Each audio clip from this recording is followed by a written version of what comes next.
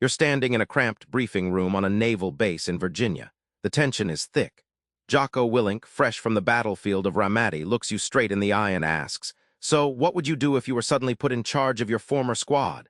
The question hangs heavy, because leadership isn't about rank, it's about earning trust.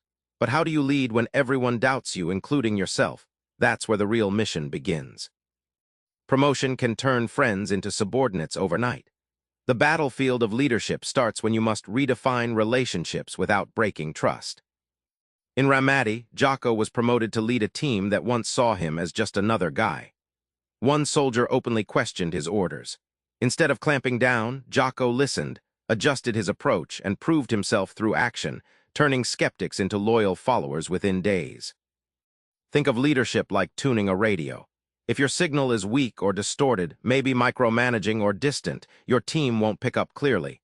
Sending raw, honest signals on the same frequency creates connection. That clear, consistent transmission, that's influence. By staying humble, owning mistakes first, and showing consistency, Jocko saw dramatic changes fast. His team didn't just follow orders, they believed in the mission and in him. The surprise? Trust isn't given, it's earned like gold mined bit by bit under extreme pressure. When the top spot slips away, the voice inside screams doubt. But leadership isn't about perfection, it's about pushing forward with grit and grace. Jocko recalls not getting a key leadership role he'd trained for. Instead of sinking, he doubled down. He used that sting not as a signal he wasn't fit, but as fuel to prepare better and lead wherever he landed. This move saved lives later in unexpected ways. Picture imposter syndrome like a shadow that follows when you step into new light. It whispers doubts but can never control your actions. Recognizing it as an unwelcome guest lets you refuse its control and focus on what you can command, your effort and attitude. Leaders who own their imperfect place in the fight become unstoppable. Jocko's lesson? Command your mind before you command your team. When you act decisively, you replace doubt with confidence, and suddenly, the team believes in you too. Leadership's sharpest tool isn't praise, but truth delivered with care. Knowing when and how to dole out critique separates good bosses from great ones. On a deployment in Iraq, Jocko had to confront a soldier slacking dangerously on patrol. He didn't yell or threaten.